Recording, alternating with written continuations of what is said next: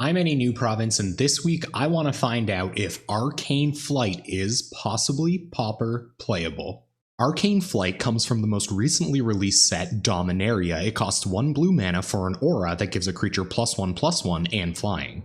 Arcane Flight seems pretty simple at first. It makes a creature a little bit bigger and gives it evasion so that it's easier for your pumped up creature to get in for damage. What made building around Arcane Flight difficult is that we already have tons of decks to take inspiration from, like Mono-White Heroic, Boggles, or even Blue-White Prowess. I had a ton of fun trying to balance all of the ideas and strategies that those decks have already been successful with. What resulted was a deck that I like to call Arcane Auras. The biggest difference between this deck and decks like Mono-White Heroic and Boggles is that we have a ton of ways to cantrip and hopefully make the deck a little bit more consistent.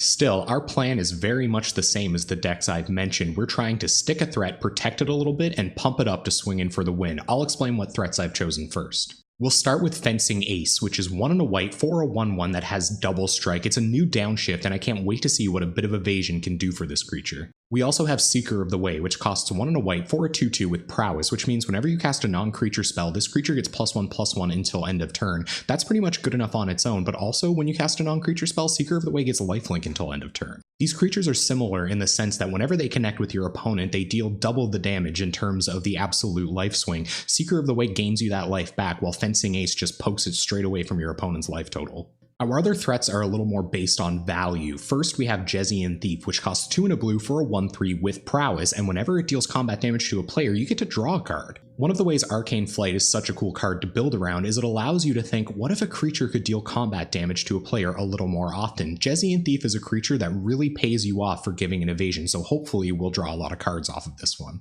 Our last real threat is Core Skyfisher. It costs 1 and a white for a 2/3 with flying. When it enters the battlefield, you return a permanent you control to its owner's hand. It doesn't seem super intuitive to include Core Skyfisher yet, but I'll show you some of the permanents we're going to be bouncing for value later. Rounding off our creature base, we have a 2/2 split with our 1-drops. This is something I'm still agonizing over, but I hope the balance is correct. You should tell me in the comments down below if you changed the creature base for this deck at all. Our first 1-drop is Thraben Inspector. It costs 1 white for a 1/2, and when it enters the battlefield, you investigate, which means you get an artifact clue token that you can pay to, tap, and sacrifice to draw a card. We've also got Sacred Cat, which costs 1 white for a 1/1 with lifelink. It also has Embalm. You can pay 1 white, exile from your graveyard, and create a token that's a copy of it, except it's a white zombie cat with no mana cost. You can only Embalm as a sorcery.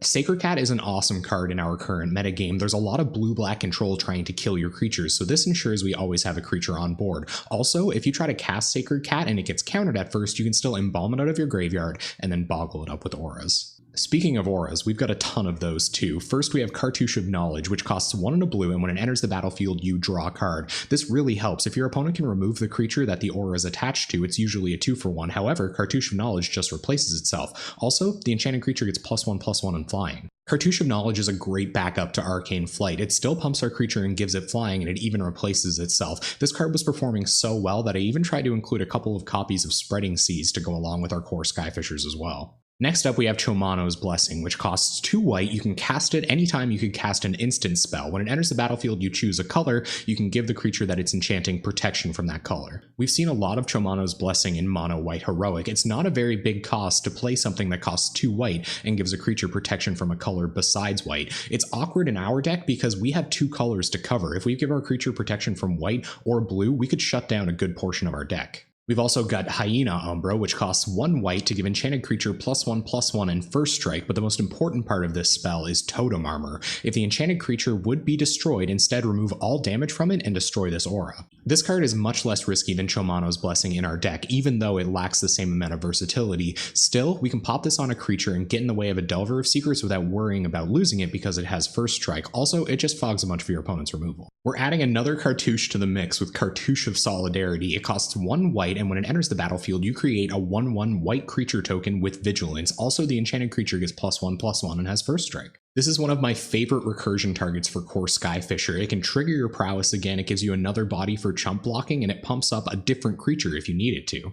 Our final non-land card is another aura, and arguably the most powerful one in our deck. This is Ethereal Armor. It costs 1 white, and enchanted creature gets +1/+1 for each enchantment you control, and has first strike. This is the aura that allows us to have incredibly explosive starts. You can stick this on a fencing ace, maybe give it flying, and then cantrip into more auras with your Cartouche of Knowledges. Alright, let's have a look at this mana base. First, we have 4 copies of Ash Barrens. I think I can justify this over Evolving Wilds because we're so much lighter on blue than we are on white. We're also running 2 Azorius Chanceries, your Karoo lands. They enter the battlefield tapped. When they enter the battlefield, you return a land you control to your hand. When they become untapped, you add blue and white. I have 2 Azorius Chanceries while they're a bit slow because we're cheating on our mana really badly. We have 2 Secluded Steppes, white cycling lands. They enter the battlefield tapped. When they become untapped, they add a white, and you can pay 1 white and discard them from your hand to get a new card if you don't need any more lands. And our last non-basics are Tranquil Coves, your standard Pauper duels in blue and white. They enter the battlefield tapped. When they enter the battlefield, they gain you a life, and when they become untapped, they can add blue or white. Finally, for our basic lands, we have 7 plains and 3 islands. We have way more untapped white sources because we want to hit our Seekers, our Fencing Aces, our Thraben Inspectors, and our Sacred Cats on time. Let's have a look at this sideboard. This was another difficult part of the deck to put together. Like I said before, I took inspiration from a ton of different strategies. Each of those strategies have their own pace, tempo, and matchup, so it was kind of hard to amalgamate them into a standard sideboard plan.